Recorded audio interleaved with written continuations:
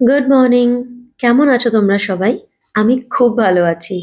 আমার নতুন একটা ভিডিওতে তোমাদের সব্বাইকে স্বাগত। সকাল সকাল সুমিতকে যথারীতি রোজকার মতো দিয়ে দিয়েছিলাম ১ কাপ চা, তার সাথে ২ টো বিস্কিট। আর তার খানিকক্ষণ পর ডিম পাউরুটি আর একটা কলা। আমি চেষ্টা করি সুমিতকে রোজ একটা করে ফল দেওয়ার। সেটা হতে পারে কলা, সেটা হতে পারে পেয়ারা। কারণ এর বাইরে খুব একটা সুমিত ফল খায় না। সুমিতের অফিসে বেরোতে এখনো মিনিট ১৫ কুড়ি টাইম আছে।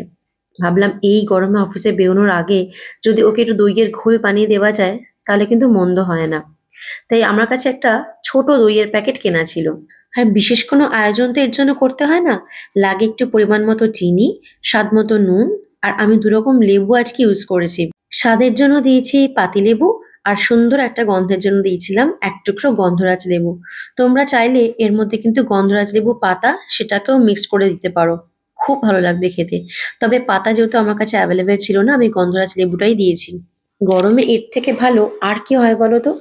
আমি দিয়ে দিয়েছিলাম ছোট্ট, ছোট্ট ২ টো বরফের টুকরো। খেতে কিন্তু ভীষণ ভালো হয়েছিল। তোমরা যা ট্রাই করবে আমাকে জানাবে কিন্তু।